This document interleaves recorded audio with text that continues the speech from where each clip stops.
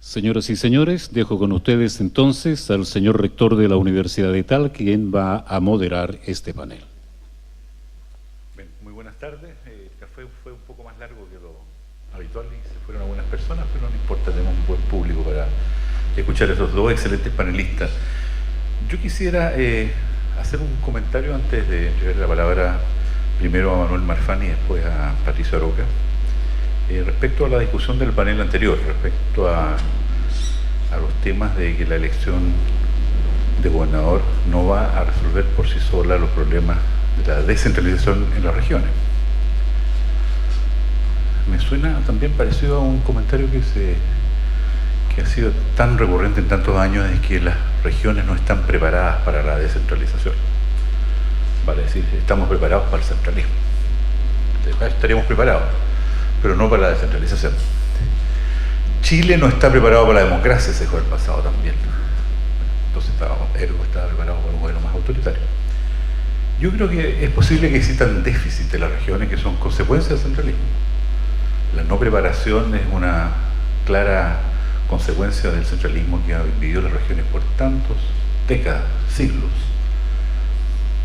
Pero el elegir el gobernador regional va a modificar la forma de cómo se estructura la relación entre las regiones y el gobierno central.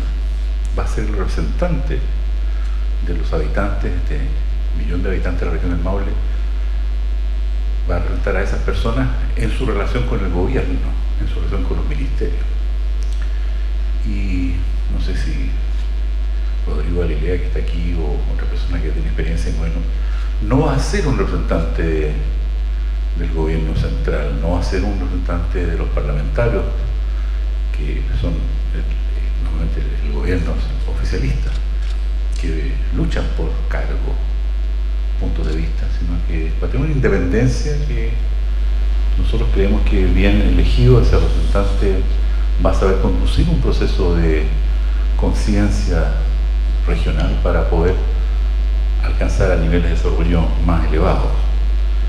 Es probable que no estemos tan preparados, pero creo que si esa persona o las personas que se elijan son fieles representantes de sus comunidades, van a poder hacer sentir su voz y la voz de sus habitantes en el gobierno central y tendrán que obviamente considerarlo. Yo había preparado algo, pero me parece que lo avanzado de la hora no permite poder hacer una introducción más formal a este tema.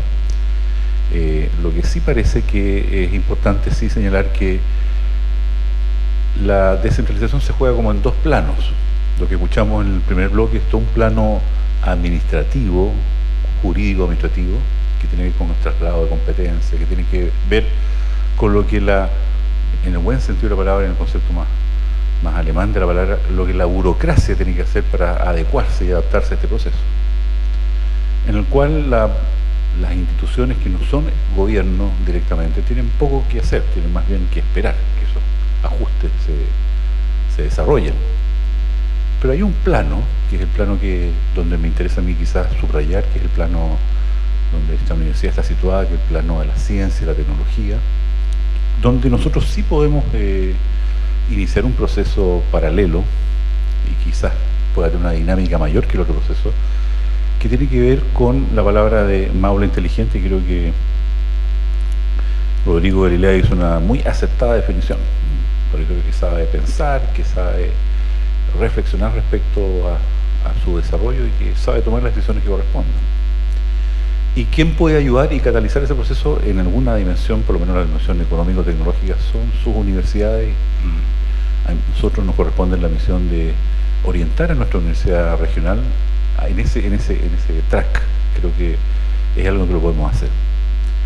Y es por ello que en esta alianza con CIEPLAN no hemos definido poder trabajar los dos planos. Hay temas políticos político-económicos, políticos de gobierno, que podemos trabajarlos en la parte más de burocracia, pero un plano muy importante que sí le interesa a las empresas, que sí le interesa a todos los actores del y protagonista del desarrollo nuestro, que es el plano del hacer de esto, atraer capital humano, promover la innovación, buscar todos los espacios donde nosotros podamos concentrar energía, reflexionar y poder orientar nuestro futuro, que es un plano que es muy atractivo y muy interesante y que corre paralelo.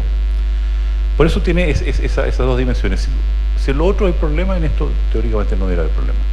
Entonces, este segundo bloque va a tocar un poco ese segundo plano, y hemos invitado a dos excelentes panelistas, ya han sido presentados, a Manuel Marfán y a Patricio Aroca.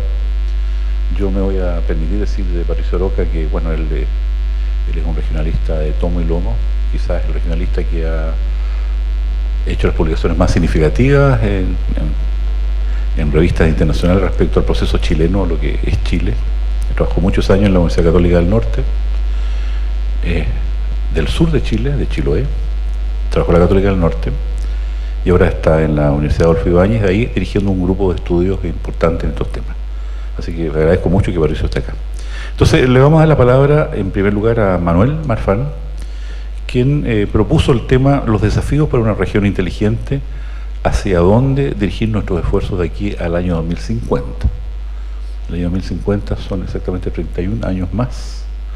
En broma comentábamos que uno no debería planificar más allá de su esperanza de vida, pero está bien, él ha querido hacer trascender con sus hijas y hijos y ver qué camino les va a mostrar a sus hijos y nietos. Manuel.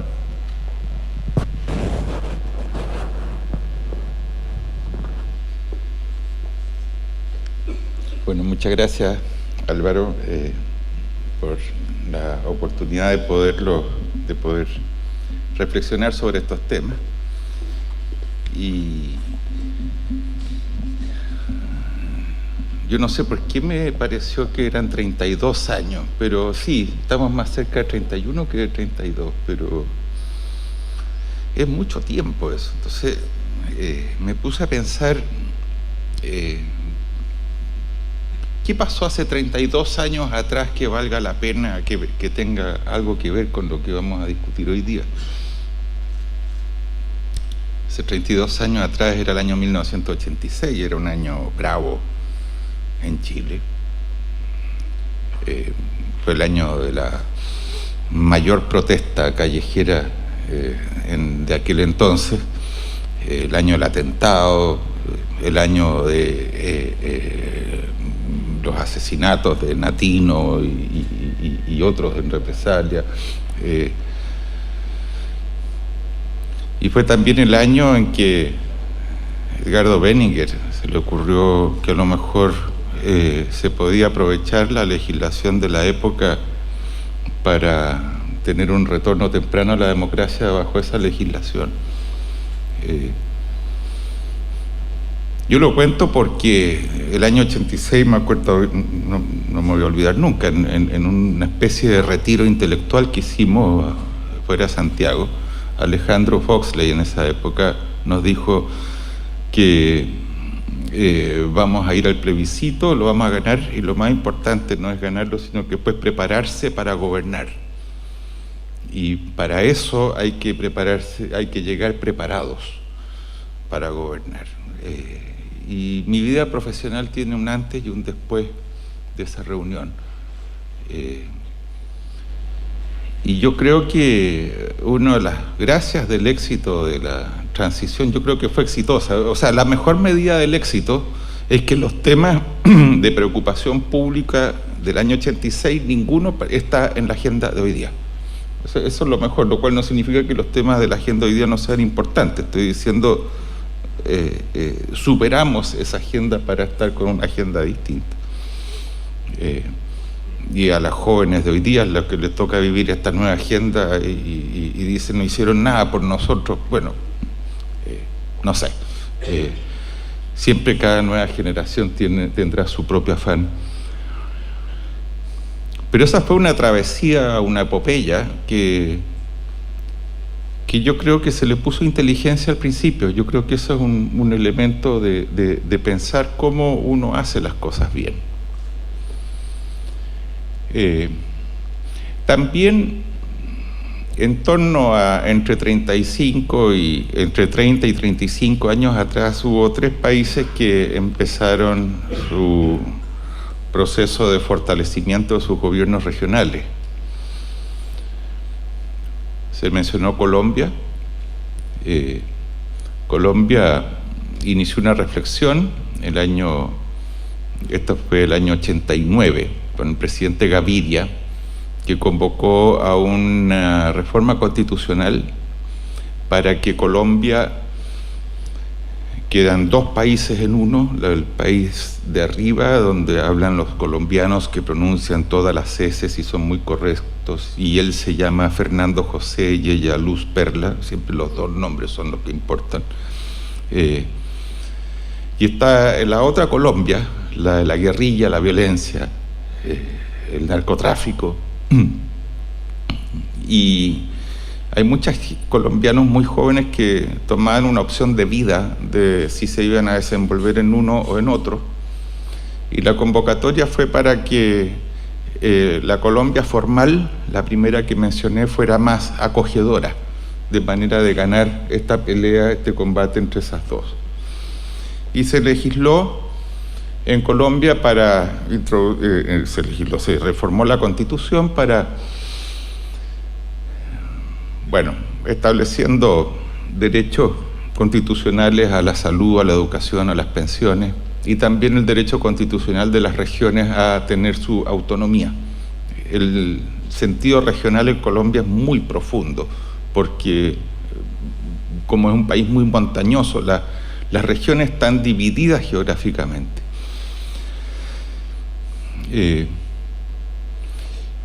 Pero la reforma constitucional es la única ley que en los países razonables que cuando se modifica no tiene informe financiero, o sea, no se dice cuánto cuestan las cosas, ¿ya? Se legisla nomás, se hace la reforma constitucional. 10 años después, el año 99, el gobierno de Samper, Colombia tenía su deuda pública, se había triplicado. La principal razón del aumento de la deuda pública eran las transferencias del gobierno central a los gobiernos regionales. El gobierno podía hacer poco porque la mayoría de la agenda pública se resolvía en los tribunales, se judicializaron los temas. Y el narcotráfico ya había invadido, la Colombia 2 ya había invadido y penetrado a la Colombia 1. O sea, el sueño, la verdad es que se fue transformando poco a poco en una pesadilla. Tomaron algunas decisiones de leyes relevantes inmediatamente después, especialmente leyes de responsabilidad fiscal. Hicieron una especie de fondo monetario internacional interno, o sea, la región que cae en problemas de financieros puede recibir fondos del gobierno central, pero el gobierno central tiene el derecho a ponerle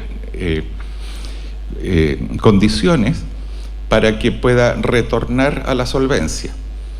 Lo mismo que hace el Fondo Monetario con los países. Es decir, se monitorea, se maneja a control remoto desde Washington, las políticas públicas, en este caso se maneja a control remoto las políticas públicas desde Bogotá. El costo del mal manejo financiero para todos los efectos prácticos es la pérdida de la autonomía. En Brasil, la transición a la democracia fue el año 83, el año 84 empiezan a pensar en que el primer Congreso tenga también el carácter de constituyente. La historia es más o menos parecida, fue una constitución muy garantista, sin informe financiero y otorgándole plena autonomía también a los estados.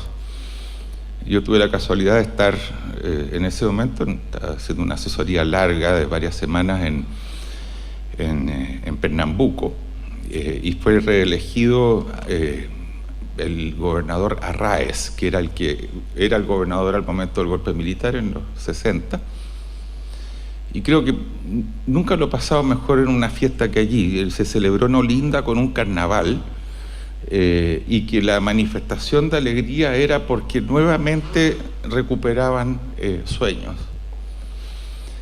Pero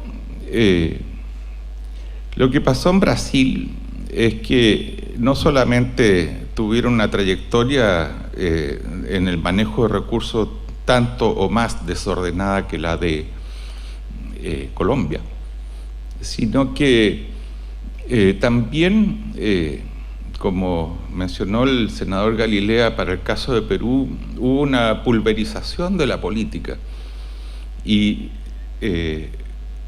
hubo la aparición de intereses locales y regionales que provocaron que ningún gobierno democrático en Brasil, desde la transición hasta ahora, ha tenido mayoría en el Congreso. Y la manera de sacar adelante leyes era comprando los votos uno por uno, al principio con proyectos para la región, un poco después llegó la condicionalidad que los proyectos sí, pero con esta empresa, y después ya directamente a los parlamentarios. Estoy haciendo un resumen breve, un tráiler breve de lo que fue la presentación que hizo acá mismo en la Universidad de Talca Sergio Fausto, el importante analista económico y político brasilero, de por qué se dio el caso de esta corrupción tan generalizada de la política en Brasil. Y fue como consecuencia de gobiernos que no tienen mayorías parlamentarias y que no hay una oposición constituida de manera sólida, sino que es una cosa muy difusa.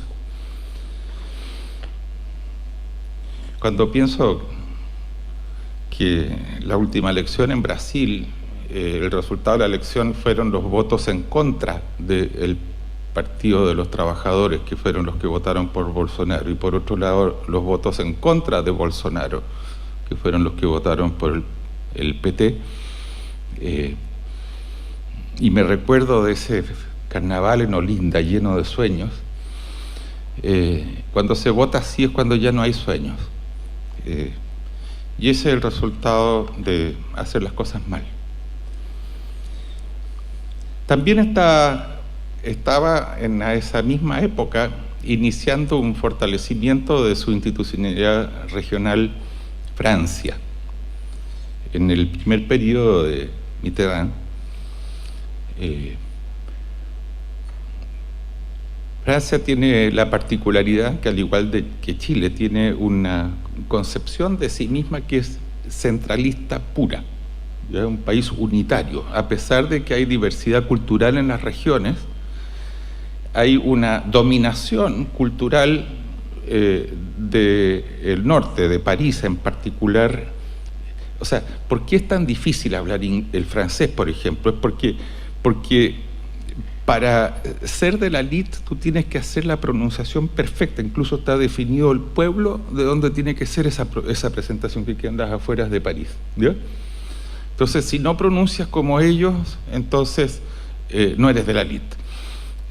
Por eso es que una cosa tan complicada la pronunciación. Esas son formas de dominación cultural, sobre todo la dominación del sur, que pronuncian distinto.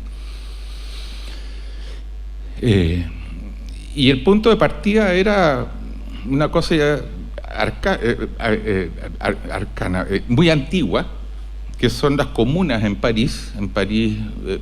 Francia, perdón, que París y Francia en un país centralizado es casi lo mismo. En Francia las comunas, que el promedio de habitantes por comuna en Francia hoy es de 1.800 personas, o sea, para que se imaginen el grado de atomización que tiene el concepto de comuna allá, y estaba el poder central. Y en la primera reforma que hace Mitterrand, perfecciona el concepto de lo que son los departamentos e introduce las 22 regiones iniciales con autoridades elegidas directamente, de manera democrática.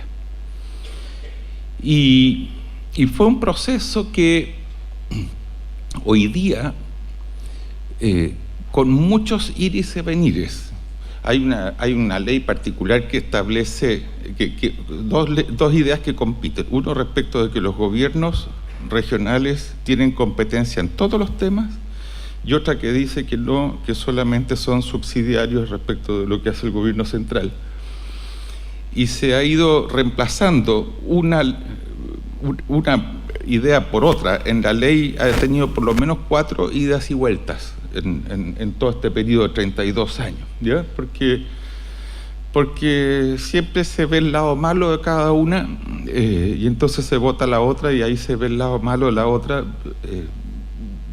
Ese es un tema que todavía no lo resuelve. En la última elección se decidió que se iba a anular la cláusula esta de tener competencia en todos los temas del año 2022. O sea, se legisló hacia futuro.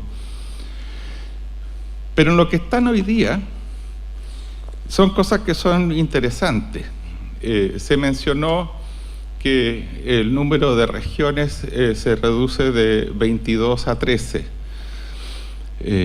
Pero no es solamente por una cosa impositiva, sino que en algunos casos sí, pero hay otros casos es donde las propias regiones se dieron cuenta que las sinergias de trabajar juntas las hacía más potentes que trabajar separadas. Estaba contemplado en el proyecto original que se terminen los departamentos, que es la unidad intermedia entre comuna y región. Entre paréntesis, los mismos franceses le llaman a toda esta telaraña de instituciones millefeuille, que es el nombre en francés de la masa de mil hojas, de mil hojas francesa, ¿ya?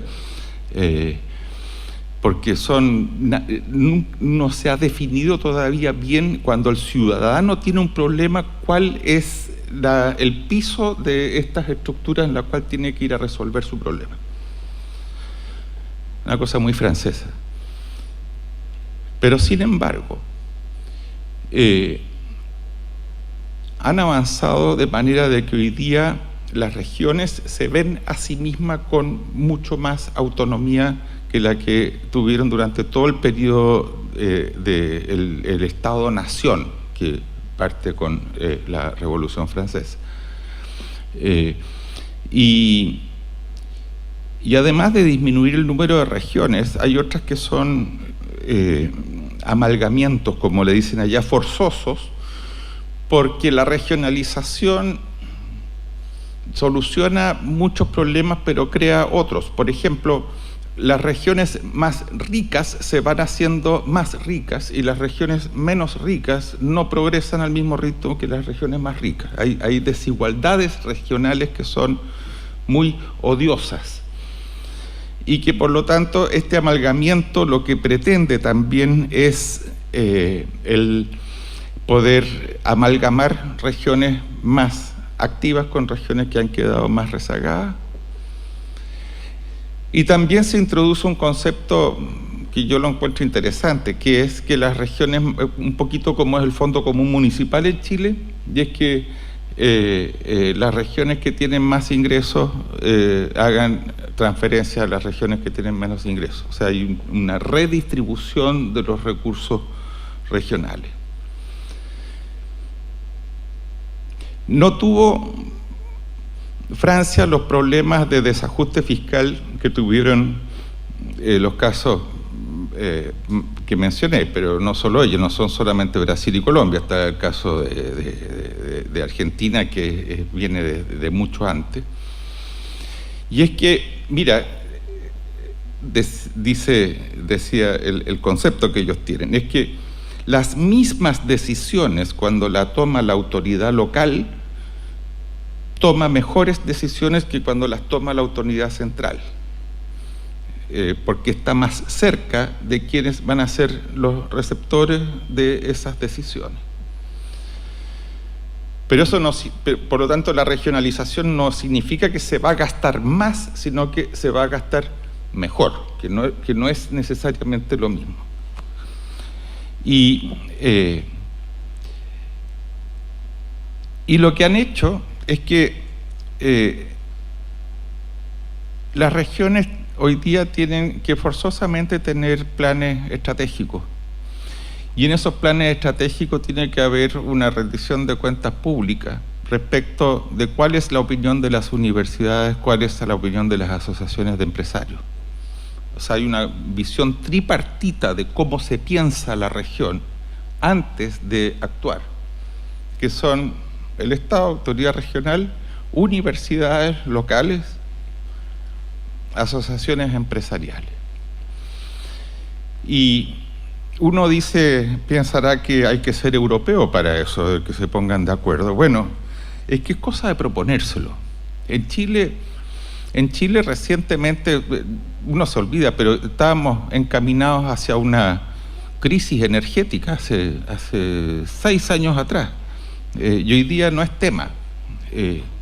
La diferencia fue la gestión del ministro Máximo Pacheco, que tuvo la buena idea de mirar cómo se hace en otras partes del mundo. Aquí en Chile nosotros pensamos que era un megaproyecto grande de alguna gran represa o alguna gran termoeléctrica o hidroaicén cada cierto número de años, cuando en los países desarrollados hay muchas microgeneradoras y que son posibles porque hay una sociedad, una alianza entre los intereses agrícolas por el uso del agua y los intereses de la electricidad en el uso de esa misma agua, que en Chile son fuentes de conflicto, así han sido, ¿no es cierto? Y lo que hizo Chile, al igual que aprendiendo la experiencia europea, fue ponerlos de acuerdo, porque en realidad la electricidad usa el agua pero no la bota, entonces queda el agua, se puede usar para la agricultura, y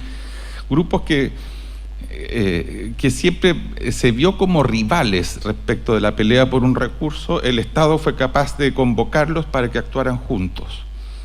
Lo mismo, una cosa casi de ionesco, el Ministerio de Agricultura convocó hace pocos años atrás a las grandes corporaciones madereras, a las ONGs ambientalistas, a grupos indígenas, a autoridades de gobierno y académicos a debatir sobre política forestal.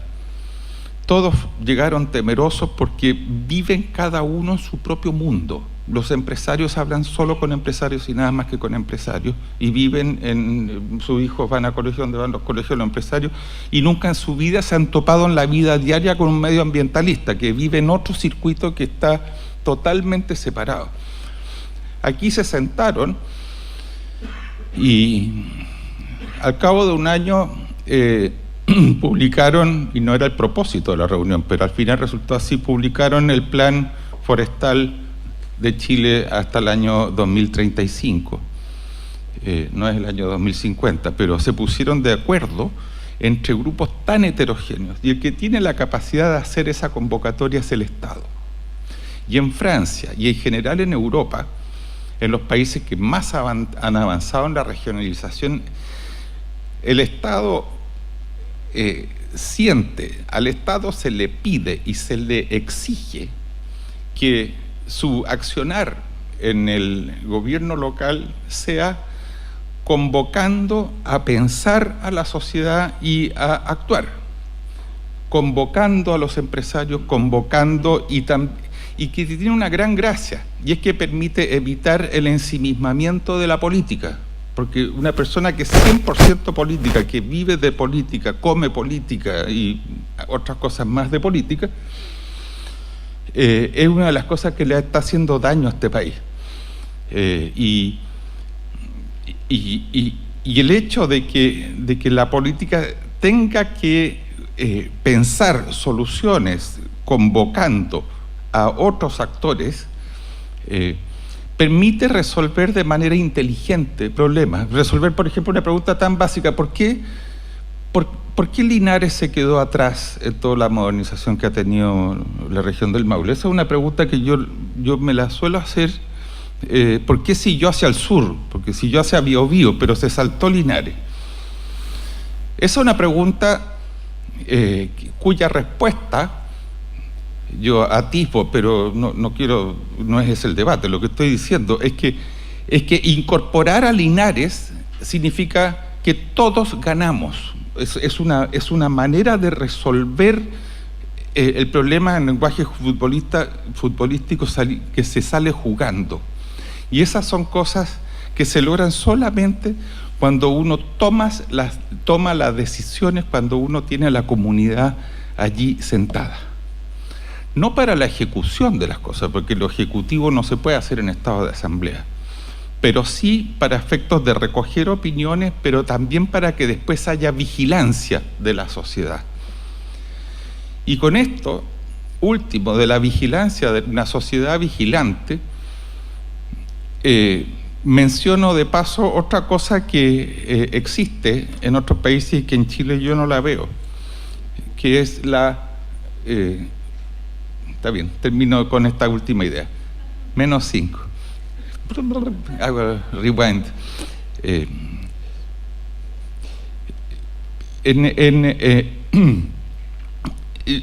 En general, la burocracia del gobierno central en Chile funciona relativamente mejor que en otros países.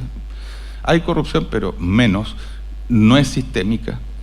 Yo no sé si uno puede decir lo mismo respecto a los municipios, de cómo se manejan los cambios de usos de suelo, ese tipo de cosas, las filtraciones. Esta nueva institucionalidad intermedia, con cores que tienen que tomar decisiones que son cuantiosas en plata respecto de los proyectos y todo esto. ¿Quién vigila que no se esté resolviendo eso con platas debajo de la mesa o que no se esté resolviendo con graves conflictos de interés? La nueva estructura de gobierno regional se va a parecer más a los municipios en este aspecto o más al gobierno central. Pensar bien el país y rendición de cuentas, con plena transparencia, prendiendo la luz fuerte. Y tercero, convocando a las fuerzas que están organizadas, que en el caso particular de Chile, a diferencia de Europa, debería, a mi juicio, también incluir a parte de la sociedad civil, la que es más constructiva, como ocurrió con el caso de las ambientalistas en el plan forestal, y también con los pueblos originarios, porque en realidad nadie debiera sentirse excluido. Que no pase lo que vimos hoy día en la mañana, donde escuchamos voces de personas que se sentían excluidas de cosas importantes que están pasando en la región. En síntesis, ponerle inteligencia significa hacer las cosas bien hechas desde el principio. No perder el control de la situación, como le ocurrió a los brasileños, como le ocurrió a los colombianos, mantener el control de la situación, porque eso es lo que permite mantener los sueños. Hacerlo de manera de evitar el ensimismamiento de los empresarios solos o de los políticos solos o de la academia sola, que se converse entre los mundos diferentes que hacen a la sociedad de la región para pensar a la región con planes estratégicos, teniendo rendición de cuentas que sea clarita, con una sociedad vigilante y capaz que en el año 2050 lo que estemos conversando, o mis descendientes, nuestros descendientes, los que estén conversando acá, sea el gran sueño de Juan Román. No la zona del Maule, sino que tener la zona central, ¿no es cierto? Ese sueño que finalmente se fue desistiendo porque nadie quería escuchar de que lo que hoy día es la sexta, la séptima y parte relevante de la octava región, ¿por qué no debería ser una sola? Tienen muchas más cosas en común y podría tener economías de escala relevantes, para usar un término económico, ¿no es cierto?, para administrarse a sí misma de manera inteligente. Muchas gracias. Muchas gracias, Manuel. Interesante presentación. Tuvo un buen bonus track de tiempo, pero bueno, está entretenido el tema. Bien, dejamos entonces ahora con la palabra a Patricio Aroca. El doctor Patricio Aroca propuso como tema de su conferencia la necesaria transformación productiva en la región del Maule.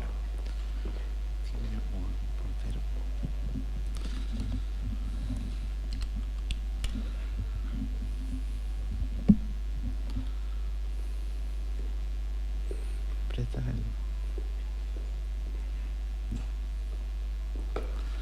Bien, mientras llega el puntero, muy buenas tardes ya. Primero que nada quiero agradecer la invitación a hacer esta presentación y antes de comenzar voy a hacer alguna aclaración. Yo no soy un experto en la región del Maule ni en la ciudad de Talca y el título en realidad me lo sugirieron, me lo sugirieron con un programa que venía hecho y por lo tanto...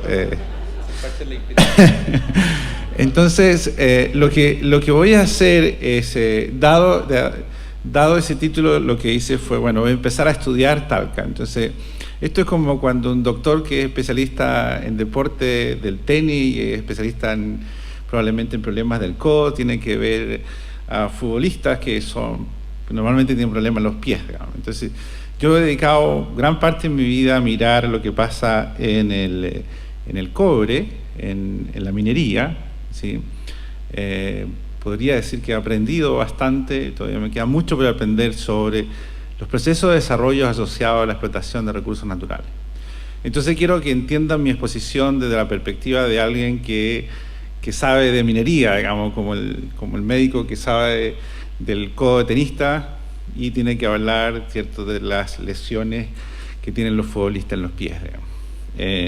Por lo tanto, si digo alguna cosa que está muy fuera de lugar, es probable que sea producto de esto, digamos, no hay ninguna intención mala en esto. Bueno, primero, siempre debo reconocer, ¿cierto?, a quienes me ayudan a solventar la investigación que hacemos y a promoverla, digamos, en la comunidad.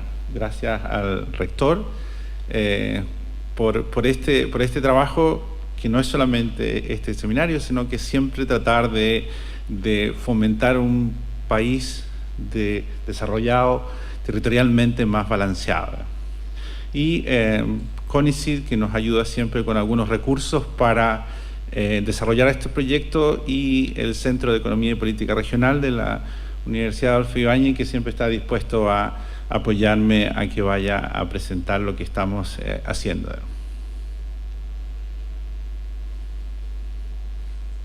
No sé para dónde tengo que apuntar. ¿Para allá? La presentación es más larga que eso. Ahí empieza. Ya. Entonces, mi idea de la presentación tiene tres partes. La primera es una presentación un poco más teórica, luego viene cuál es la discusión actual que hay en el mundo y finalmente quiero mirar qué es lo que está pasando en Chile, ¿sí? Esto ahí está.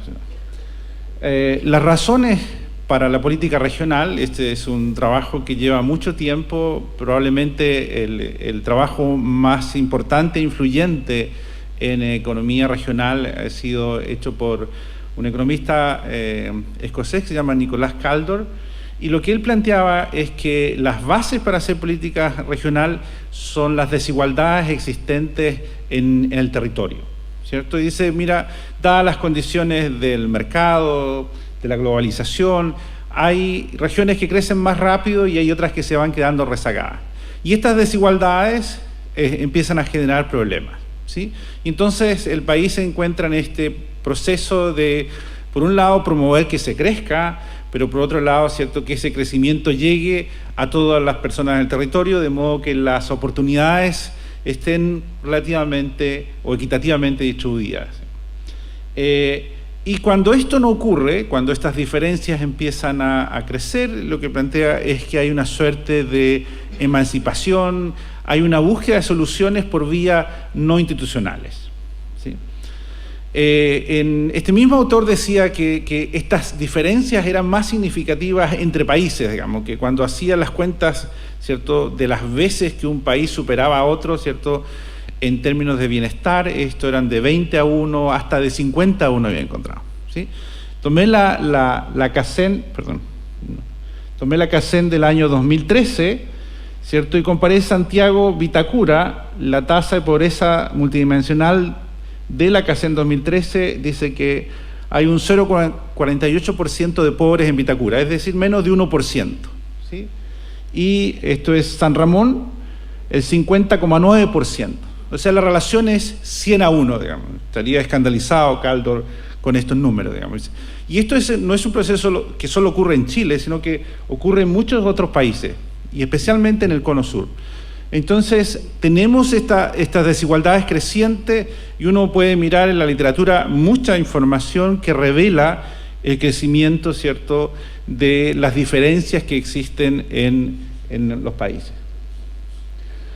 Esto es lo que ha pasado en la historia de Chile, que parte ahí, estuve mirando los censos, el primero que encontré más, pero este era como eran los más confiables. En el año 1865, alrededor del 14% de la población del país vivía en la región metropolitana, ¿sí? Y si uno empieza a mirar esta tendencia, ¿cierto?, a comienzo del siglo XX ya había 15% y es donde más crece. En todo el siglo XX pasa desde 15% al final llega a 40%. ¿Sí? 40% de la población viviendo en la región metropolitana. Y esta atracción, digamos, esta concentración es la expresión de la desigualdad territorial en el país. ¿Sí? ¿Sí? ¿Y cuáles son las consecuencias de estas desigualdades? ¿Cierto? Estos son dos autores bien famosos en el área de economía regional, escribieron un libro sobre política regional muy bueno. Plantean que estas desigualdades generan insatisfacción o malestar y resentimiento, ¿sí? Y la diferencia entre insatisfacción y resentimiento plantea es que la insatisfacción es algo que tú sientes pasajeramente, pero el resentimiento es algo que se acumula. En economía usamos esta diferencia entre variables de flujos y variables de stock. Variable de flujo es el ingreso que ganamos, stock es la riqueza que vamos acumulando, ¿cierto? Este en el sentido negativo.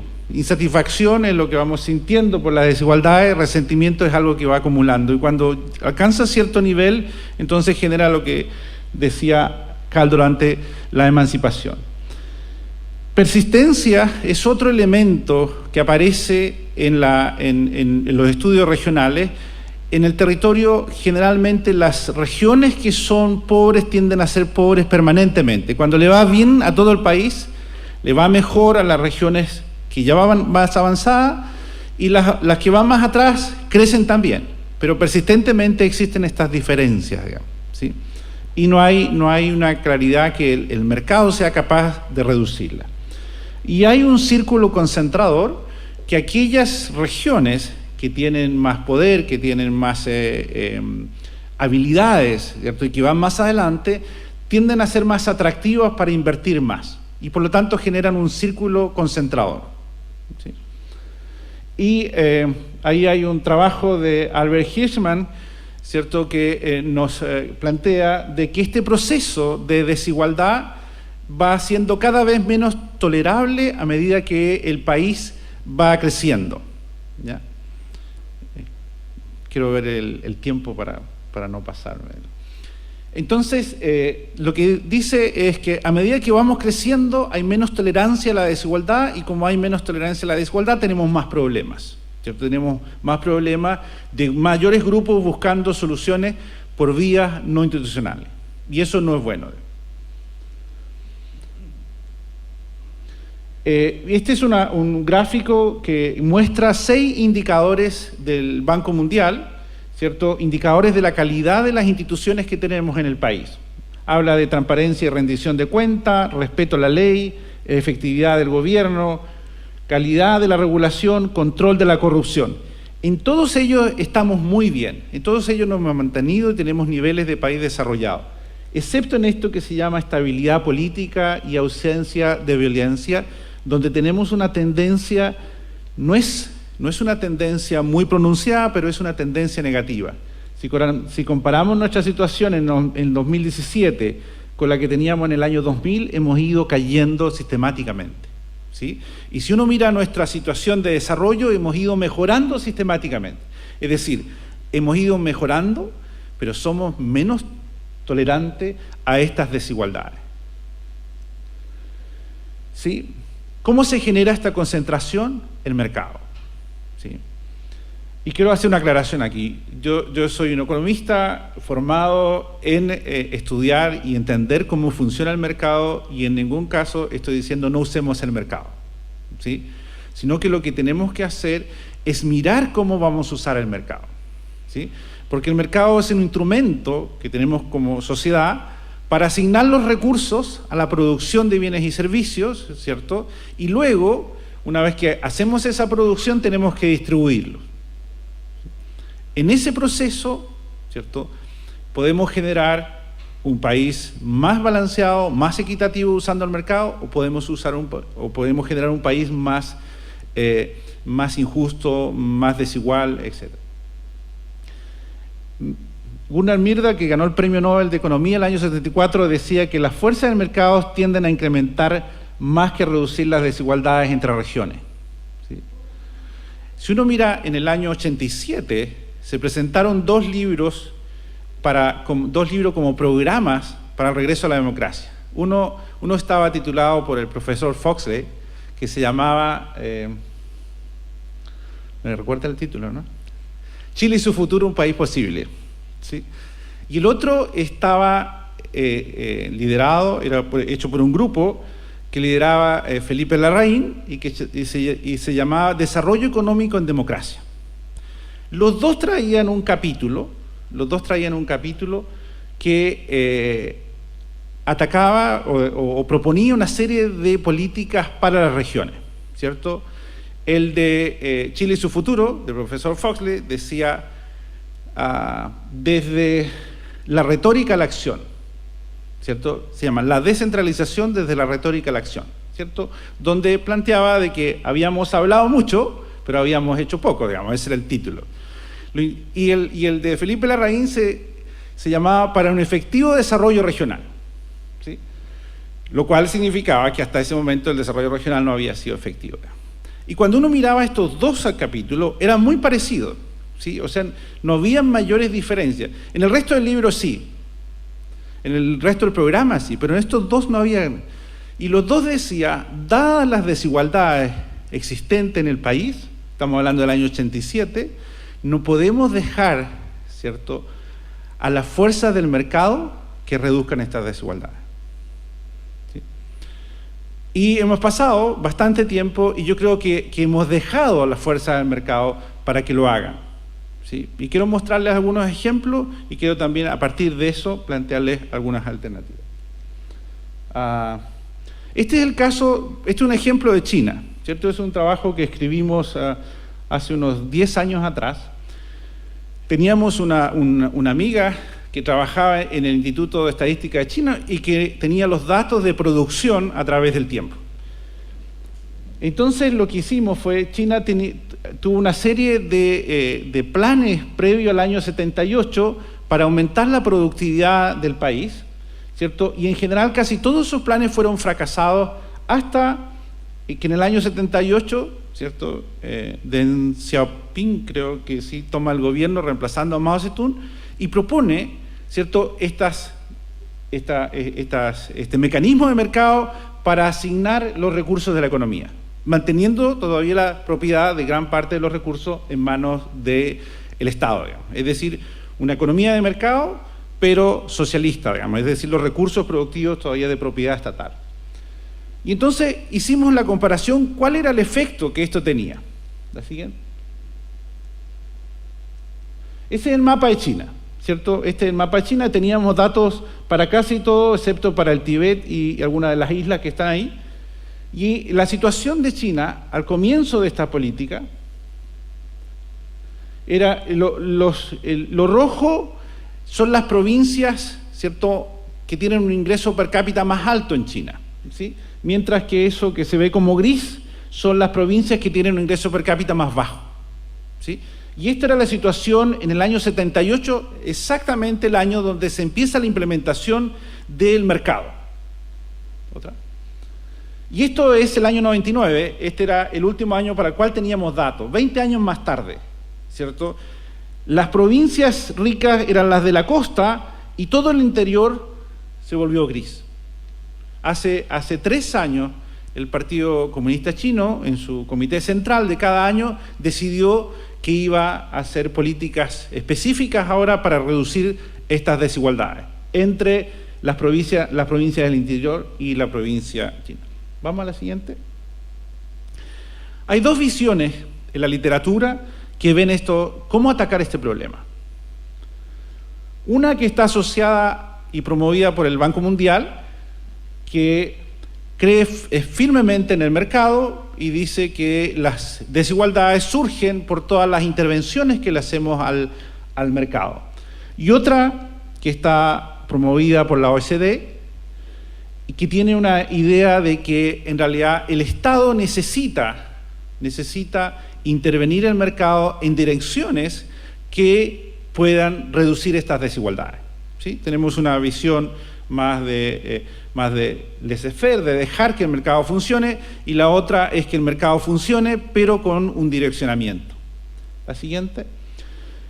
Entonces, en estos dos procesos, la primera se conoce como modelos de desarrollo espacialmente ciegos. Promovamos crecimiento, promovamos que la economía crezca, un poco como lo hemos hecho hasta ahora, y el mercado se va a hacer cargo de reducir las desigualdades. Y la otra, lo que promueve OECD, es lo que se llama desarrollo basado en los lugares. Ese libro está gratuito, es bajable en la web, y creo que hasta hay una versión en español, ¿sí? Y lo que promueve entonces es cómo podemos intervenir en el mercado para que produzca, ¿cierto?, esta reducción en las desigualdades que no queremos. Y a partir de eso hay una cantidad de literatura. Del 2015 son estos 3 libros con distintos niveles de profundidad, ¿cierto? Algo muy técnico como un handbook de economía hasta algo bastante más asequible, donde explica estas políticas que se han desarrollado y se han hecho en distintas partes del mundo, y este es un libro bastante reciente que está basado en la experiencia europea, donde se ha aplicado bastante este proceso de hacer política regional basado en los lugares. La siguiente, por favor. Y entonces, ¿cuáles son las implicancias de todo este proceso? Primero, si uno mira la literatura, hay una distinción entre concentración y centralización, ¿sí? Se entiende centralización, algo ligado al poder, se entiende concentración, ¿cierto?, a algo más económico. Concentración de la riqueza, concentración de la producción, concentración de los sectores económicos, etc. Hay distintos tipos de concentración y yo les voy a mostrar algunas de ellas al tiro. Desconcentración tiene que ver con el mercado. Descentralización tiene que ver con poder político, ¿sí? Entonces, cuando hablamos de descentralización, lo hemos hecho correctamente. Esta mañana estamos hablando de cómo, ¿cierto?, distribuimos las responsabilidades, las decisiones, ¿cierto?, que están muy centralizadas en el país hacia las regiones. Y eso puede tener efectos o puede que no, ¿sí? Y en ese sentido creo que la preocupación de hacerlo bien es muy importante, porque hay muchas experiencias que muestran que en países con grados de desarrollo similares o menores que nuestro país, descentralización tiene efectos negativos sobre la desigualdad, es decir, descentraliza y aumenta la desigualdad, porque aquellas regiones más desarrolladas son capaces de aprovechar mejor este proceso de asignación de responsabilidad, ¿sí? Entonces, mientras que en los países desarrollados, ¿sí?, descentralización tiene un efecto más positivo, ¿ya? Y hay bastante literatura reciente que está mostrando estos ejemplos. La siguiente, por favor. Entonces, en el caso chileno, nosotros tenemos instituciones que parecen bastante sólidas, ¿cierto?, por lo que les mostraba. Sin embargo, tenemos problemas de concentración muy distintos a los de países desarrollados. Y ese puede ser un problema serio. La siguiente, por favor. Esta es una hipótesis que planteaba un economista de la Universidad de Harvard, Jeffrey Williamson, y lo que él decía era que cuando en las primeras etapas de desarrollo, aquí en este eje lo que se medía era el PIB per cápita, es decir, la cantidad de producción por habitante y los grados de concentración. En las primeras etapas de crecimiento, la concentración era algo que producía una serie de economías que permitían crecer más rápido. Por lo tanto, era muy conveniente concentrar el desarrollo de la economía en ciertas áreas del territorio. Pero llegaba a cierto nivel en que seguir concentrando empezaba a tener efectos negativos, ¿cierto? Porque la concentración tiene efectos positivos, ¿cierto? Economías de escala, de aglomeración, etcétera, pero tiene también efectos negativos, como congestión, ¿cierto? Como polución, etcétera. Una serie de elementos que son negativos porque las ciudades crecen demasiado. Entonces, lo que decía, llegado un momento de desarrollo, es importante empezar a desconcentrar. Y para Chile y para el mundo, este punto está concentrado, está calculado actualmente como entre $12.000 y $15.000 per cápita, digamos. Un nivel que ya pasamos hace bastantes años atrás. La siguiente, por favor. Y estuvimos revisando en un libro que publicamos no hace mucho, ¿cierto? Encontramos 5 trabajos, y en los 5 trabajos Chile aparece como un país excesivamente concentrado, ¿cierto? ¿Por qué es importante esto? Porque este exceso de concentración en estos trabajos muestra que está afectando negativamente el crecimiento, ¿sí? Y esto tiene importancia de la perspectiva económica, porque estamos tratando de convencer al ministro de Hacienda, ¿cierto?, de que este es un problema de eficiencia y no es solamente un problema social, ¿sí? Por lo tanto, si es un problema de eficiencia, puede que Hacienda tome, y cuando Hacienda toma un problema y genera política, ¿cierto?, los impactos son mucho más significativos que cuando las políticas tienen un carácter solo de social. ¿Ya? El siguiente, por favor. Entonces, para eso hay que entender cuáles son los mecanismos de concentración.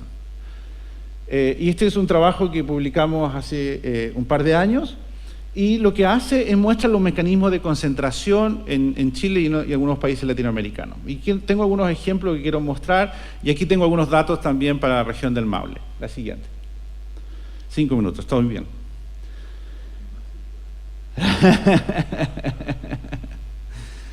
Sí. Dice mi reloj que me quedan 7:49.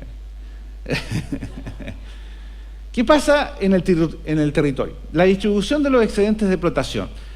El Servicio de Impuesto Interno tiene una base de datos que es bastante rica en este sentido. Nos informa cómo se pagan los impuestos en el territorio por donde viven los dueños. ¿Sí? La siguiente. Y este es un ejemplo que saqué de la minería para mostrar lo exagerado que puede ser.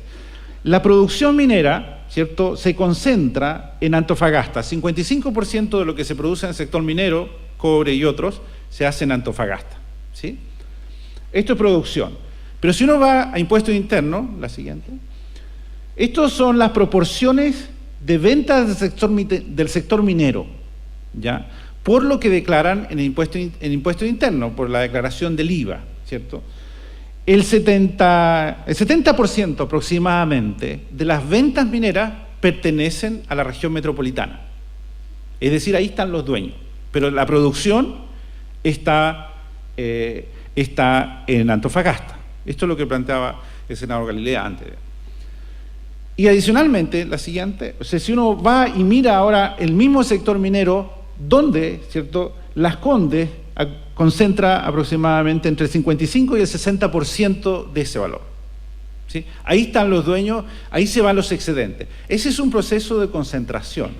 Es decir, la riqueza se genera como flujo, ¿cierto?, se va a generar en Antofagasta, pero va a terminar en Santiago. La siguiente.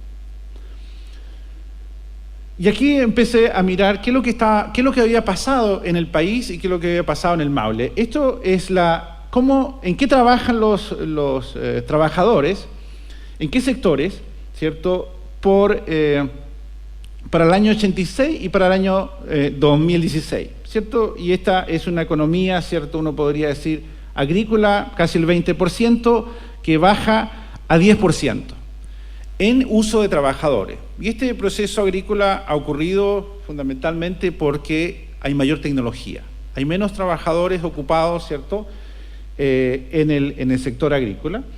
Está creciendo el sector de servicios personales, ¿cierto? Aparece 25, crece un poquito a 26, y después construcción tiene 18, ha crecido significativamente, ¿sí? Y el resto es más o menos similar. La siguiente, por favor. Esto es lo que pasa en la región del Maule. Fíjese, el 47% de la población laboral en el año 86 trabajaba en el sector agrícola, ¿sí? Hoy día es solamente el 17%, ¿sí? Ha caído considerablemente, ¿cierto? No el sector agrícola, sino que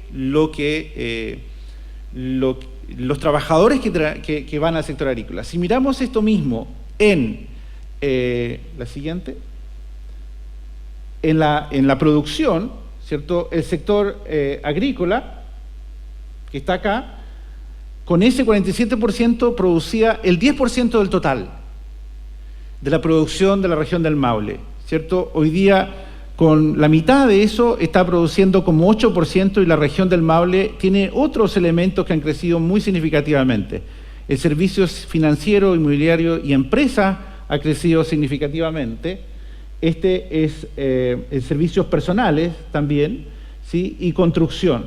Construcción que fíjese que tenía aquí como alrededor de un 19%, ahora está como en 10%, y eso significa que los trabajadores, que son una cantidad significativa, probablemente no están produciendo en la región, sino que están produciendo en otras regiones, ¿sí? Entonces hay un cambio significativo. Vamos a la siguiente. ¿Cómo es el costo de vida en la región ¿cómo es el costo de vida en la región del Maule? Vamos a la siguiente. Si uno compara la región del costo de vida en Maule, ¿cierto? Ha estado bastante estable comparado con Santiago, y vivir en el Maule cuesta como el 60% de lo que cuesta en promedio vivir en Santiago, lo que cuesta una vivienda en Santiago, que es una aproximación del costo de vida, es decir, es bastante más barato. Miremos lo que ha pasado en el país. La siguiente, por favor. Fíjese, esa es la región del Maule. Casi no ha cambiado su costo de vivienda durante el periodo que va desde el 2000 al 2017. Y este que está acá es Antofagasta, que pasa de tener un precio 10% más barato que Santiago en el 2000, llega al 2013, cuando están en el boom al final del boom del cobre, a tener más del 60% del precio de la misma vivienda en Antofagasta que en Santiago, ¿sí? Entonces, los costos de vida, ¿cierto?, en Maule han sido bastante estables a través del tiempo, y eso puede ser, bueno, una indicación de que no ha crecido como ha crecido el resto del país, pero al mismo tiempo puede ser un atractivo, ¿cierto?, porque es barato vivir acá. La siguiente, por favor. ¿Qué pasa con el capital humano? La siguiente. En el caso del capital humano, fíjese, Santiago tiene el 40% de la población y el 50% de los profesionales y técnicos del país, ¿sí? ¿Qué pasa con el Maule? Tiene el 6% de la población y tiene un 3,1% de los profesionales y técnicos del país. Es decir, su proporción es bastante menor, mientras Santiago tiene más, ¿cierto?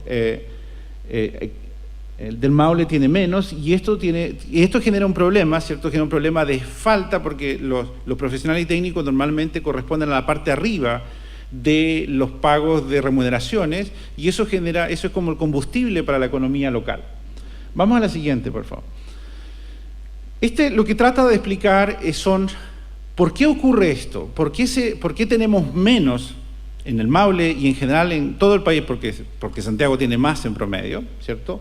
Una de las razones es el sistema de selección universitaria, ¿sí?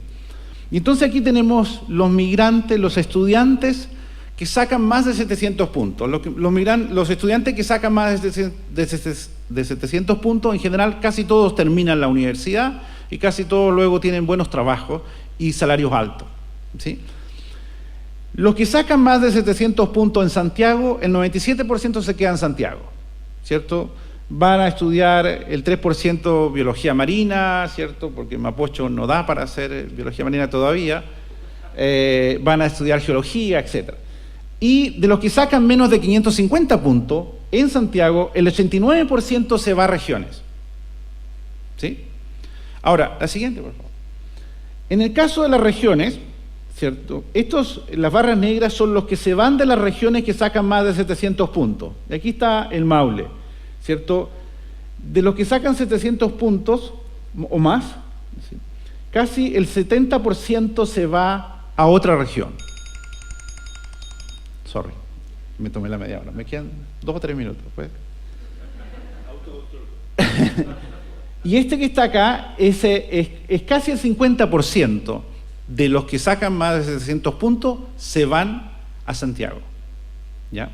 Y esto ocurre con casi todas las regiones del país. Es decir, le mandamos la mitad de nuestros mejores puntajes a Santiago y ellos nos mandan, ¿cierto?, el 87% de los que sacan menos de 550. ¿Sí? O sea, hacemos un negocio. Pero el problema que tiene es que una vez que van y estudian, dado que los estudios normalmente incorporan, ¿cierto?, prácticas profesionales, visitas a empresas, los estudiantes tienden a quedarse en los lugares donde estudiamos. Entonces no solamente los mandamos a estudiar, sino que una proporción grande se queda allá. Y no solamente recibimos una proporción de estudiantes con menos de 500, sino que además se quedan acá. Entonces la calidad del capital humano que negociamos es bastante más.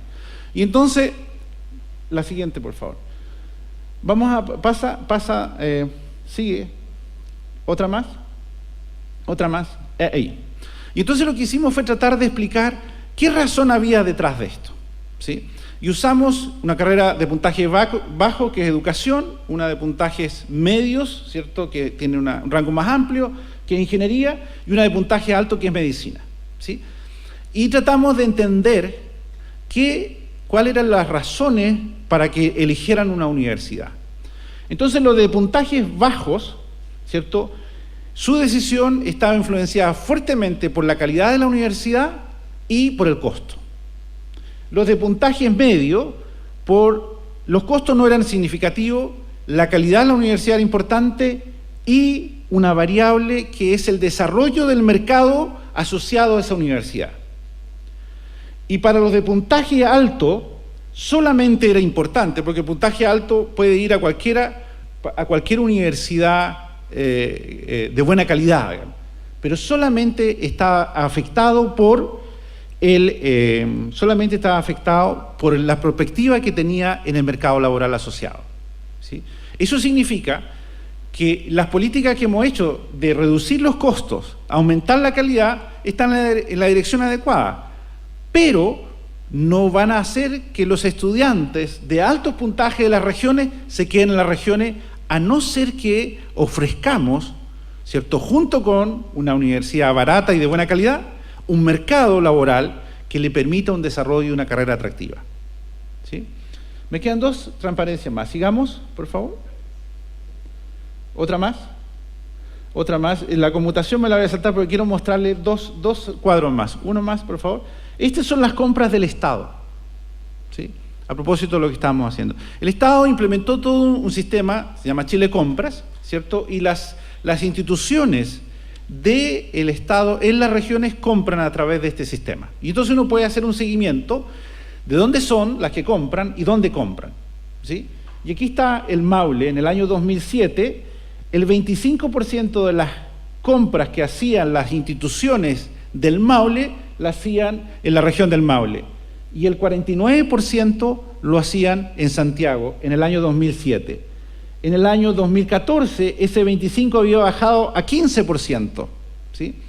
El de Santiago había bajado también a 35% y había aumentado significativamente las compras a Biobío y a Valparaíso eventualmente, ¿sí?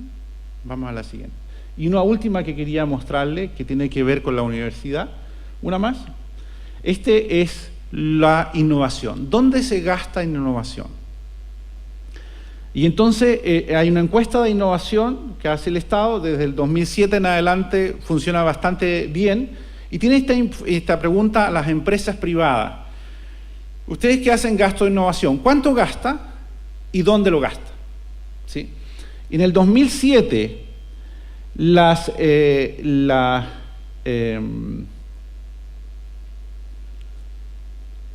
empresas de la región de el Maule, aquí se me quedó corrido la barra, por eso que estaba perdido, en la séptima, el 64% del gasto que decidía la empresa en el Maule lo hacía en el Maule, ¿sí? Y el 35% lo hacía en Santiago.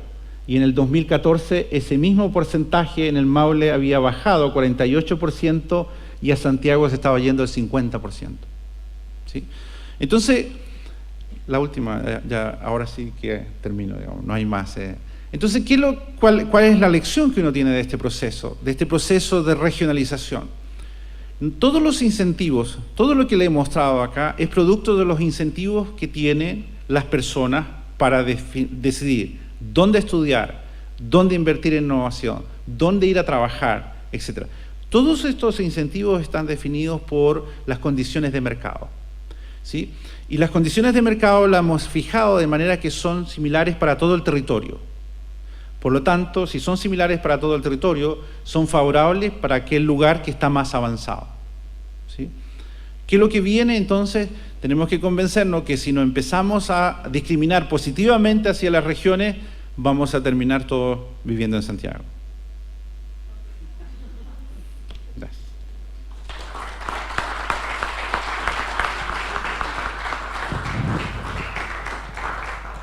Muchas gracias, Patricio. Muy interesante también tu presentación, sobre todo con datos bastante motivadores para el tema regional, el tema de la innovación.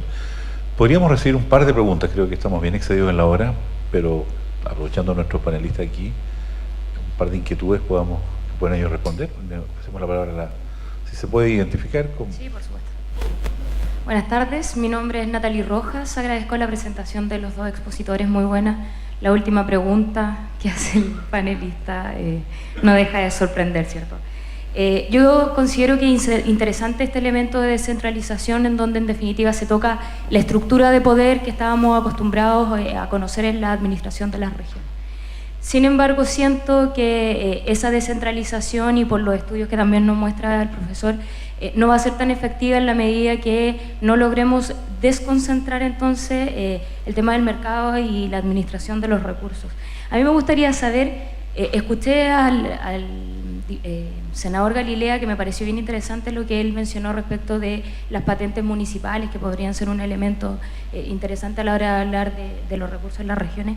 ¿Qué elementos en particular ustedes consideran en los cuales se debiese avanzar para que logremos generar un equilibrio, en definitiva, entre estos elementos de descentralización por una parte política, pero también de desconcentración económica? ¿Se la dirige a cualquiera de los dos? A cualquiera de los dos. No sé si Manuel quieres decir algo o que sea cortito.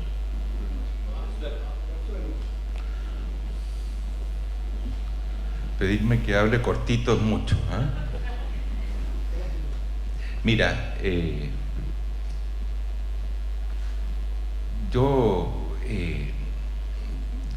creo que en general los países que hoy día tienen distribución del ingreso envidiable, pongámoslo en esos términos, son países que antes fueron muy desiguales, dependiendo de qué tan antes uno se vaya. El caso de Inglaterra, el caso que me gusta citar más porque fue el primer país que avanzó, que la primera revolución industrial fue de ellos, digamos. ¿Ya? Entonces, en el siglo XIX, el Imperio Británico era lo más poderoso que existía sobre la Tierra. Y sin embargo, también es del siglo XIX novelas como Oliver Twist, que muestra el cename inglés del siglo XIX, la historia de un huérfano, o las novelas de George Bernard Shaw, la tremenda pobreza y las desigualdades que había en la Inglaterra victoriana, la economía más poderosa del mundo.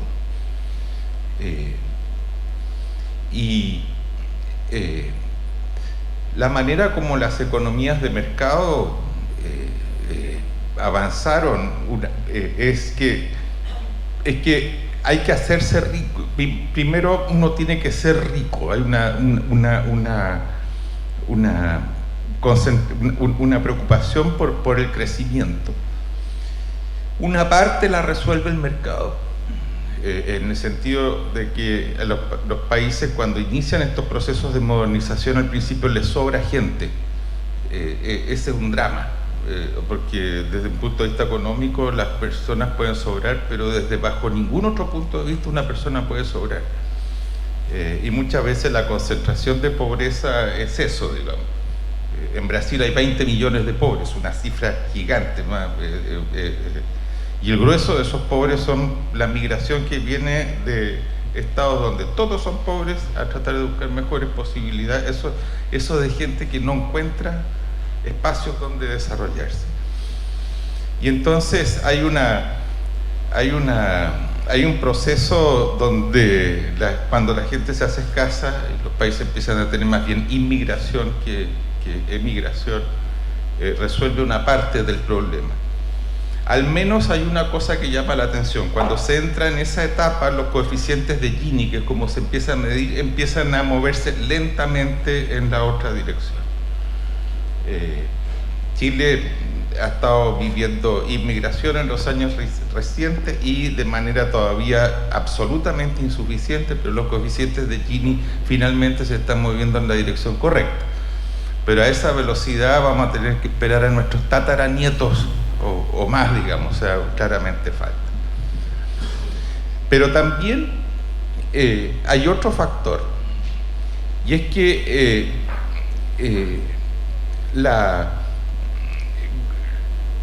cuando empieza a hacer falta la gente, no hay nada como la escasez para subirle el pelo a algo. ¿Ya? Cuando yo era chico la centolla era abundante, entonces se mira a otra categoría que la langosta. En cambio hoy día la centolla es escasa, entonces hay que encontrarla más rica. Cuando falta gente, en los países que les falta gente, los países se empiezan a preocupar más de la gente. Entonces empiezan a mejorar la educación, empiezan a mejorarse de los procesos de calidad de vida, etc. Y yo creo que Chile está un poquitito atrasado en ese tipo de iniciativas, porque Chile tuvo una epopeya en la lucha contra la pobreza. Eso fue una cosa que aunó voluntades, y yo creo que si uno mide con el mismo termómetro, la pobreza hoy día se mide distinto que antes. Si se midiera igual que antes, la pobreza hoy día sería inferior al 5% de la población, cuando partimos de un 47% el año 87, ¿ya? Entonces, pero la desigualdad no mejoró. Entonces, no hay una epopeya llamada para resolver ese problema. O sea, si se va a gastar en educación, las platas se van más bien a los que se organizan corporativamente para exigir que la plata sea para mí. Claramente, para resolver problemas de desigualdad hay que partir, mientras más chicos los niños, es más potente para resolver ese problema. Pero yo creo que desde un punto de vista, tomándolo eso a nivel individual, pero tomándolo desde el punto de vista regional, los dos sectores productivos más modernos que existen hoy día en Chile, los más cosmopolitas, los que están más en la frontera mundial de procesos productivos, son la gran minería y la agricultura de exportación. Esos son los dos grandes sectores. Hoy día Chile es un exportador relevante de tecnología en el sector agrícola. Cuando estamos organizando un seminario sobre recursos naturales, invitamos a un peruano, conocedor. Entonces dijo, ¿para qué me invitan a mí si nosotros le copiamos todo a Chile? Ese es el estatus. Ahora, si uno se fija bien, esos dos sectores no son de Santiago, esos dos sectores ocurren en las regiones, ¿ya? Y yo creo que hoy día, desde el punto de vista de la modernidad, de una mirada moderna hacia el futuro, una mirada moderna a las cosas que están ocurriendo en el resto del mundo, Santiago hoy día es más provinciano que muchas regiones. porque está muy ensimismada. Y yo creo que este proceso de regionalización, si se hace bien, le va a generar oportunidades a las regiones de realmente poderse desenvolver de una manera que sean menos dependientes de decisiones de una capital provinciana, pongámoslo en esos términos. Yo creo que eso es una cosa que es más difícil de imaginar porque yo no tengo las estadísticas, digamos, pero sí uno ve el progreso que han tenido muchas regiones que se han pensado a sí mismas y se han pensado de manera inteligente. Y eso es algo que resuelve los problemas de disparidades regionales, pero al interior de las regiones exitosas empieza a haber también una preocupación por cuidar mejor a su gente y empieza a haber menos. En los países pobres siempre los pobres van a migrar a las ciudades ricas, eso va a ocurrir siempre, pero estoy diciendo, una vez que resuelto ese problema, entrar a esta etapa, yo creo que la mejor organización territorial es una manera inteligente también de lograr resolver el problema. No la única. Gracias, Manuel. Le damos la palabra a dos personas más, Hugo Salgado y el señor que está atrás, y terminamos ahí. El señor atrás tiene el micrófono y después, finalmente, Hugo Salgado hace la última pregunta. Su nombre, por favor. No se usa, no hay que... Bueno, yo creo que hablamos un poquito, así que a lo mejor... Gracias. Me llamo Luis Rodríguez, soy médico de la ciudad. No quisiera perder la oportunidad de felicitar a la Universidad de Talca a través de su rector por la opción y por la posibilidad de escuchar a estos brillantes panelistas.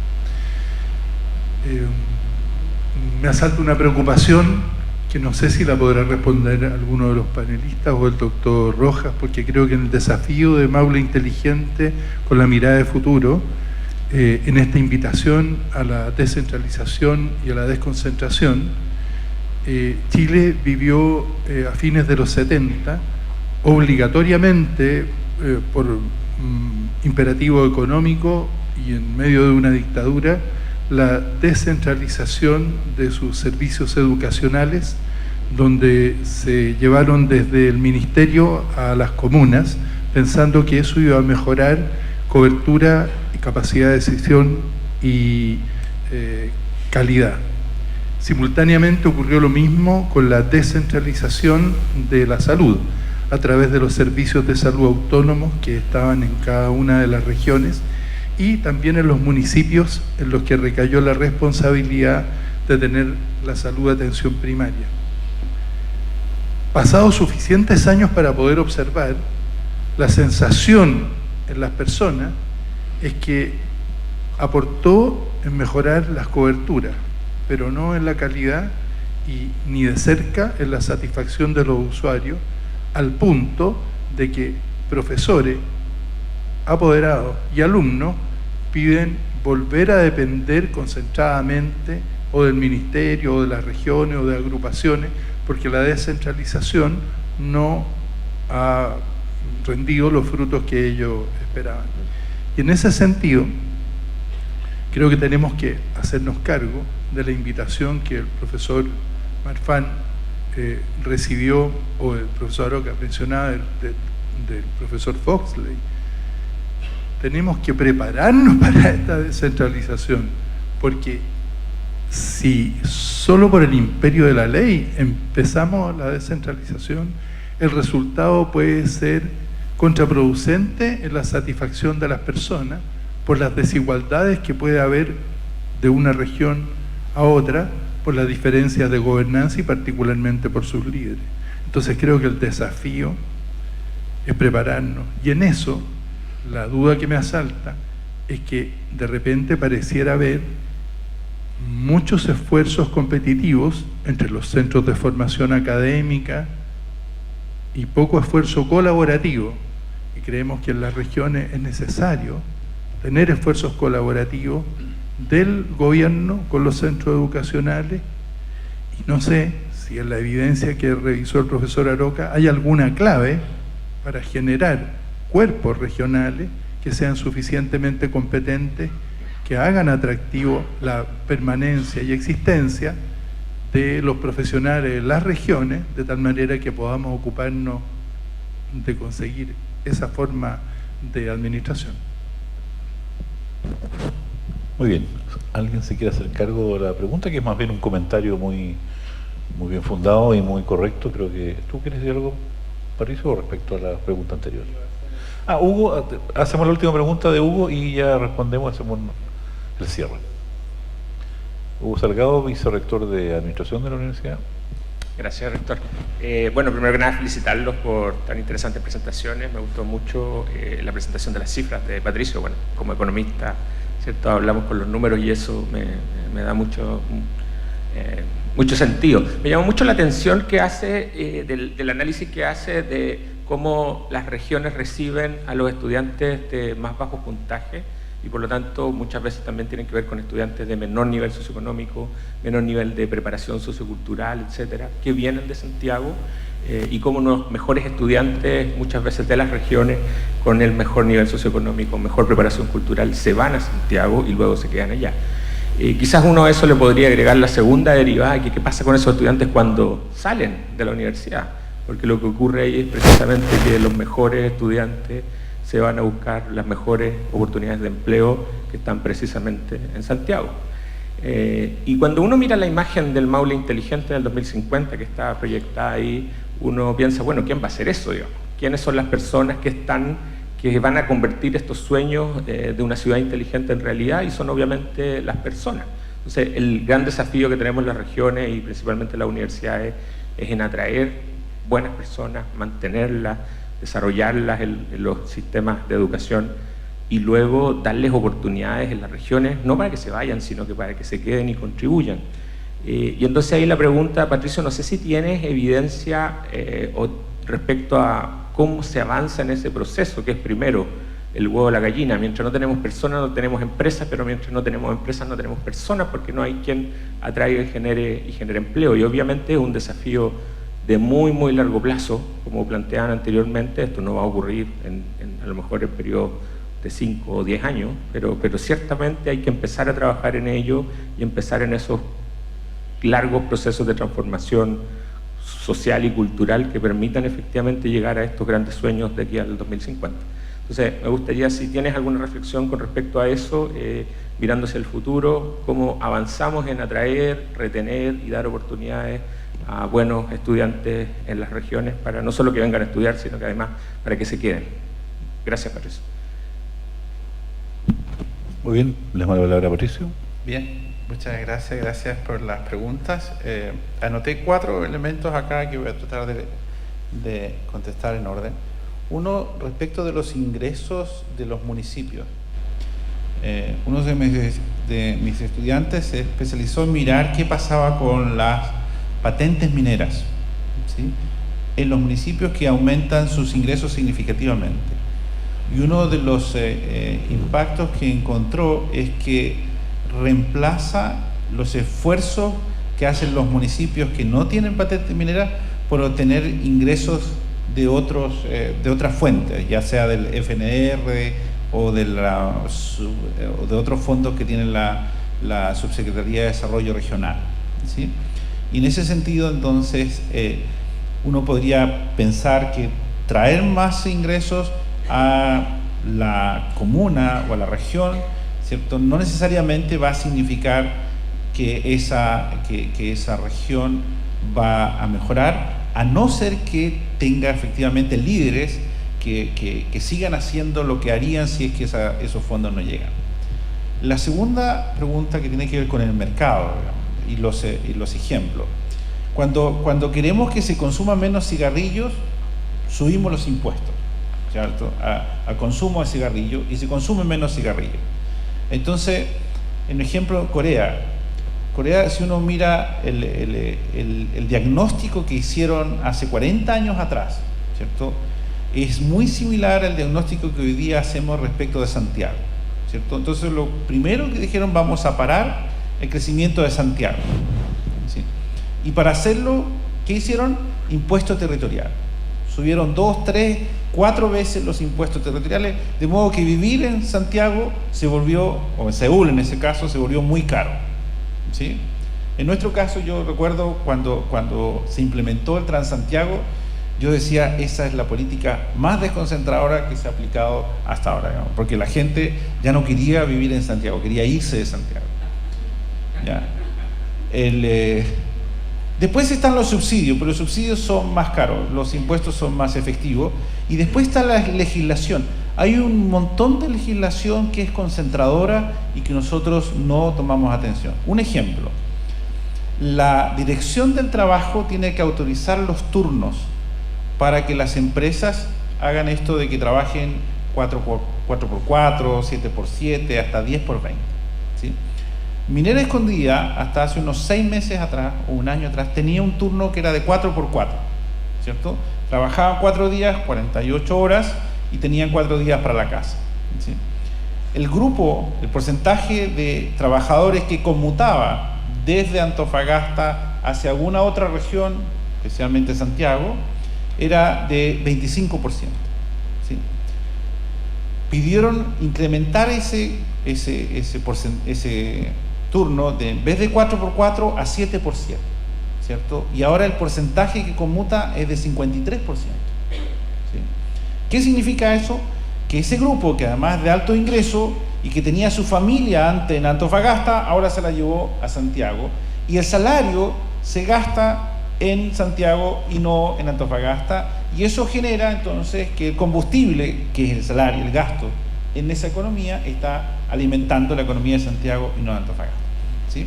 Entonces, no podemos por ley obligar a la gente, ¿cierto?, que se vaya a vivir como lo hace en parte el gobierno chino, ¿no? Pero cuando fijamos los incentivos, lo que estamos haciendo es, de alguna manera, dando señales para que la gente elija el mejor lugar para vivir, ¿sí? El caso de Corea es bien interesante porque en un periodo de aproximadamente 40 años logró una desconcentración significativa de Seúl, ¿cierto? Cuando partieron solamente tenían 3 ciudades sobre 750.000 habitantes, hoy día tienen 14 ciudades sobre 750.000 habitantes, muchas de ellas, la mayoría, tenían menos de 10.000 cuando empezó el proceso, ¿sí? Y Seúl ha estado estable, no ha seguido creciendo, por lo tanto lo que ha hecho estas políticas han hecho crecer el resto del país. Otras políticas, Estados Unidos tenía un problema con Nevada, que era un estado minero, entonces le dio el monopolio de los casinos, ¿sí? Ya existía Atlantic City, por lo tanto se mantuvieron eso, pero entonces Nevada, el estado de Nevada y Las Vegas, que es su ciudad principal, generaron una industria, ¿cierto? Primero asociada a los casinos, pero hoy es una industria de entretención, ¿cierto? Tanto que ya no necesita ese monopolio y ahora le han permitido generar casinos a las comunidades indígenas norteamericanas, y ustedes pueden encontrar casinos ahora en muchas más partes en Estados Unidos, una política específica. En Chile, ¿cierto?, si uno mira Iquique, se hizo zona franca en el tiempo de Pinochet. Las razones se dicen que es porque tenía una querida, un amante, y que eso habría hecho que cumplir la promesa de que mejorar las condiciones de Iquique. El hecho es que ese elemento de hacer zona franca, si ustedes miran hoy día las cuentas de Iquique tiene generó una calidad en la mano de obra que sabe cómo importar y exportar, que hace que sea muy barato el costo de todo ese proceso. Iquique es una parte importante de su economía, está basada en esta industria de comercio que importa, ¿cierto? Sabe cómo buscar precios baratos en el extranjero, sabe cómo buscar fletes seguros baratos, traerlo a Iquique y reexportar hacia el resto de Latinoamérica, especialmente a Bolivia, norte de Argentina y parte de Perú, ¿sí? Entonces, tú puedes generar con política, a través del mercado, cambios significativos. Y estos ejemplos son ejemplos que se han hecho no desde la perspectiva económica, pero podríamos pensarlo inteligentemente desde la perspectiva económica. El punto de la descentralización que hace el doctor me parece que es clave, ¿cierto? Para descentralizar tenemos que tener condiciones que garanticen mejoramiento de lo que estamos haciendo, que efectivamente las ganancias, por, como decía Manuel, dar el servicio de una manera más cercana, ¿cierto?, sea mayor que la pérdida que a veces tenemos por darla con o menores recursos o con personas, ¿cierto?, menos capacitadas. Y el último punto que hace Hugo, el de la localización. Cuando nosotros estudiamos economía, ¿cierto?, hace ya bastantes años atrás, localización era exclusivamente de empresas, ¿sí? Uno se decía, teníamos la localización, decía, de primera naturaleza era la asociada a recursos naturales, segunda naturaleza era manufactura, tercera naturaleza era servicios, ¿cierto? Y eso fue nuestro curso de localización. Hoy día, la localización más importante es de las familias.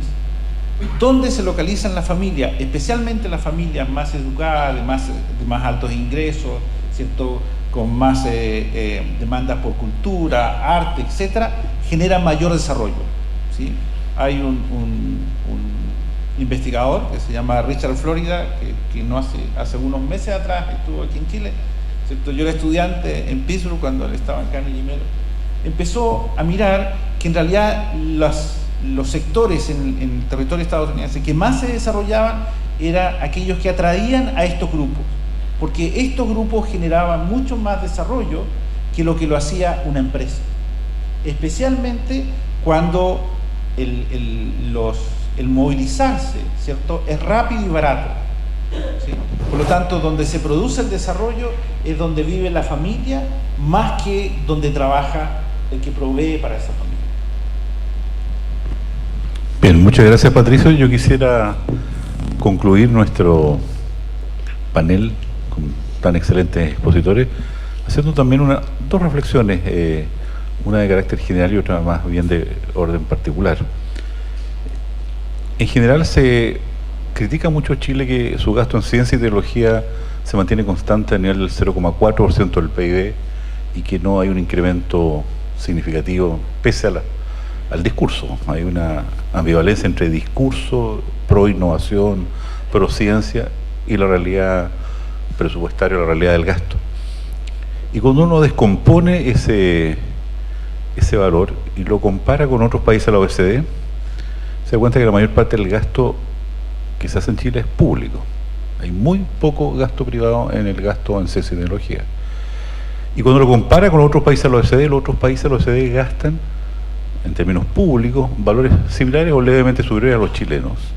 Y la diferencia está básicamente en lo que el sector privado gasta en ciencia y tecnología. Y las cifras que hoy día nos mostraron nuestros expositores son un poquito espeluznantes, en el sentido que el gasto privado en ciencia y tecnología se tiende a localizar en Santiago también. Entonces tenemos un efecto también del poco gasto privado que hay, tiene un efecto concentrador que es indeseable para un conjunto de universidades que están localizados desde Arica a Punta Arenas. Le corresponde a la política resolver los temas de las fallas de mercado y fallas de Estado en materia de innovación, que las tiene. ¿Hay buenos instrumentos para incentivar hoy día a las empresas a gastar en ciencia y tecnología? Aparentemente sí. ¿Pero son suficientemente innovadores? No lo sé. Yo tengo como dos experiencias producto de mi haber vivido en Alemania. Cuando se licitaron los espacios aéreos de los carriers de las telefónicas en Alemania, yo no sé siquiera si en Chile se licitaron o no, pero eran muchos miles de billones de euros. Fueron destinados a ciencia y tecnología. Esa licitación pasó directamente al bolsillo de las universidades de los sistemas de ciencia y tecnología alemanes. Hecho uno. Hecho dos, cuando Europa entró en la crisis del año 2008, diferentes países tomaron diferentes medidas. Quizás las dos medidas más significativas que tomó Alemania fue dar 5.000 euros a cada persona que tiene un auto viejo y quitárselo y entregarle 5.000 euros para que comprara un auto nuevo, lo que produjo una serie de rebotes en los mecánicos, los talleres, que fue indeseable de esa medida, pero de hecho lo que le interesaba a Alemania era modernizar el parque por razones ambientales. Y duplicar el presupuesto de ciencia y tecnología. O sea, una medida, ciencia y tecnología como medida anticíclica mirando a largo plazo. Estas dos medidas ejemplifican de que quizás debiéramos revisar, y aquí una responsabilidad del Parlamento y quienes hacen las leyes, qué otros instrumentos de ciencia y tecnología pueden ser relevantes o interesantes o ingeniosos como para poder incentivar al sector privado para que gaste más en ciencia y tecnología, porque desde el punto de vista de la oferta de capacidades técnicas de hacer ciencia y tecnología en Chile, existen capacidades. Se ha hecho un esfuerzo importante en becar a personas al extranjero, todo el programa Becas Chile. Hoy día tenemos como única fuente de empleo de los retornados de las Becas Chile con doctorado a sus universidades, y no el sector privado. Entonces hay que hacer un cambio significativo para que el sector privado, mediante instrumentos e incentivos, pueda tener quizás la capacidad de emplear a esas personas que tienen capacidad de innovación. Esas empresas están normalmente en regiones, para que de esta forma uno pueda reinsertar un proceso virtuoso que es el del territorio inteligente. Pero un tema que obviamente hay que trabajarlo y hay que seguirlo discutiendo. Y mi segunda reflexión dice relación con 2 o 3 testimonios que hoy día escuchamos hoy día en esta sala, en el primer panel, que siempre hay que tener presente. Todo esto es para las personas que muchas de ellas no están incluidas en nuestra sociedad. Hoy día he escuchado 2 relatos dramáticos. Yo veía a Alejandro bien emocionado dando la palabra y haciendo un comentario de personas que, no obstante estar en regiones, de buscar alternativas, no encuentran un espacio de desarrollo, y creo que eso es lo más indeseable de cualquier progreso económico, y fue reiterado por nuestros 2 panelistas, de que todo esto tiene el sentido final de las personas, no de los procesos económicos en sí mismos. Agradezco a nuestros panelistas por su brillante participación y a ustedes que tuvieron la paciencia de estar largamente en este foro de alto interés para nuestra universidad y para nuestra alianza CIPLAN Universidad de Talca. Y les damos un aplauso a nuestros panelistas del segundo y último panel. Me tomo de las palabras del rector Álvaro Rojas para agradecer en nombre de la Universidad de Talca y de CIPLAN vuestra asistencia y dejarlos especialmente invitados para las próximas actividades de interés social, político, cultural y académico que organice nuestra universidad. Muchas gracias y muy buenas tardes.